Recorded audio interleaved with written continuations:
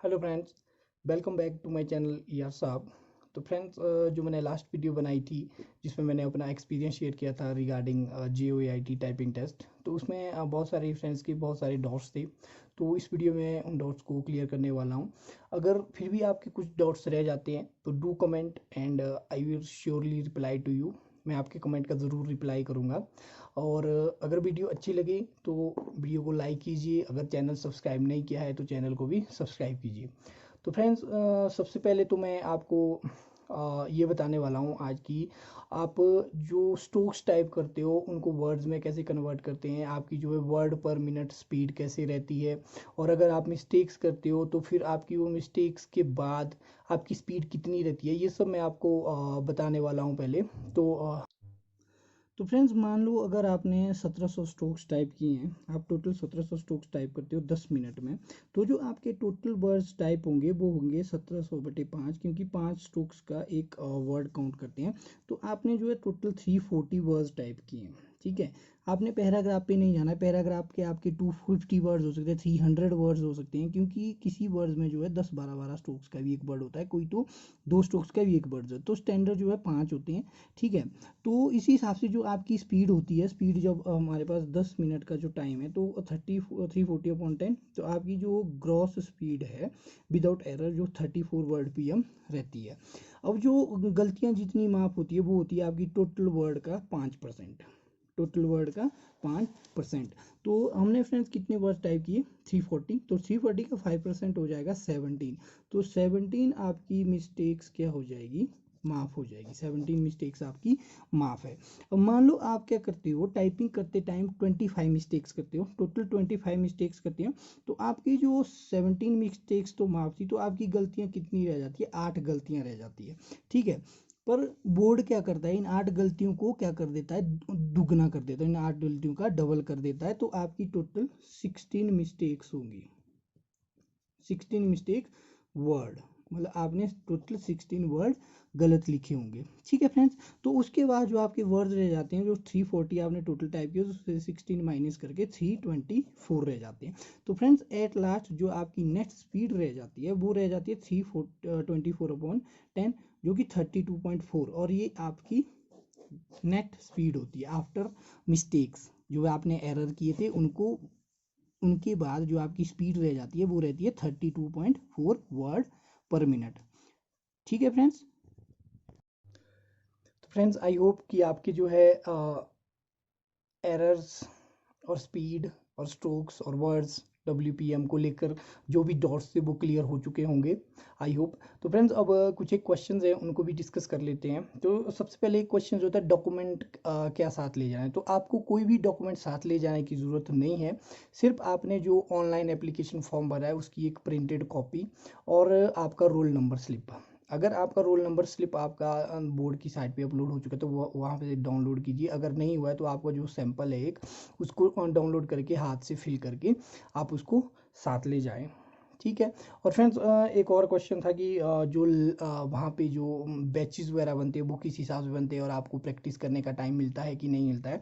तो बिल्कुल फ्रेंड्स, जब आपको आपकी वहाँ पे एंट्री होती है, बाहर जो गेट होता है, वहाँ मेन गेट होता है, वहाँ पे एक लिस्ट लगती है। उसके बाद आपको हॉल में ले जाया जाता है, वहाँ पे आपको बिठा के रखते हैं। फिर वहाँ पे आपके 30-30 बच्चों के बैचेस बनाए जाते हैं।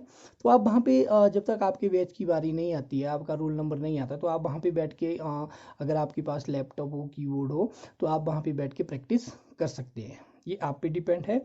और फ्रेंड्स, एक और था कि अगर लाइन स्किप हो जाए तो उसका क्या रहता है कि तो फ्रेंड्स, मैं आपको एक बात क्लियरली बता दूं कि अगर आपकी लाइन स्किप होती है तो आप डिस्क्वालीफाई नहीं होते। आप डिस्क्वालीफाई नहीं होंगे, सिर्फ उस लाइन में जितने आपके वर्ड थे वो एज ए मिस्टेक या काउंट किए जाएंगे। अगर मान लो उस लाइन में 15 वर्ड थे तो आपकी 15 मिस्टेक काउंट हो जाए, 20 वर्ड थे तो 20 मिस्टेक्स काउंट की जाएगी।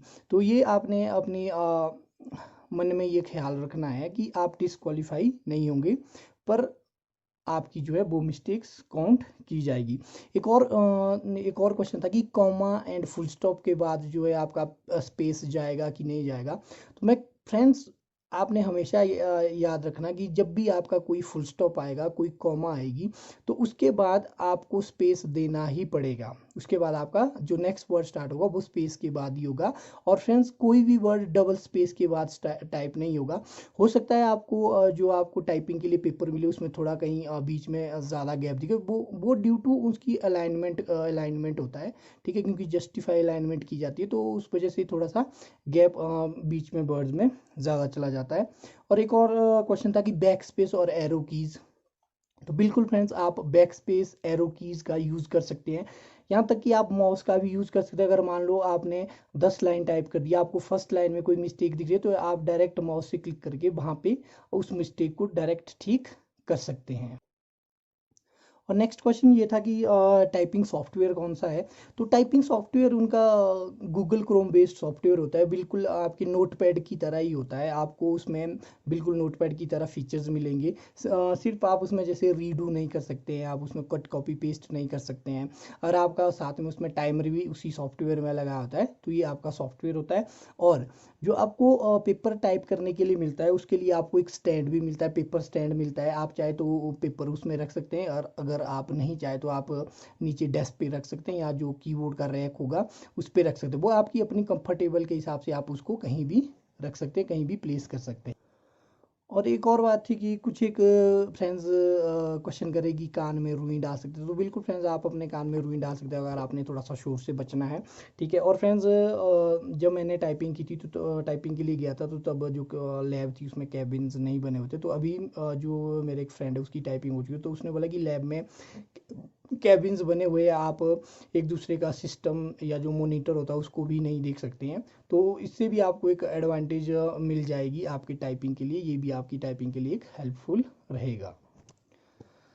तो फ्रेंड्स ये थे कुछ एक क्वेश्चंस जो पिछली वीडियो में कमेंट में मैक्सिमम फ्रेंड्स ने पूछे थे।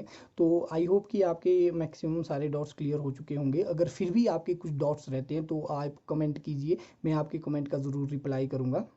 और अगर वीडियो अच्छी लगे तो इसको शेयर कीजिए, लाइक कीजिए। अगर चैनल सब्सक्राइब नहीं किया तो चैनल को भी सब्सक्राइब कीजिए।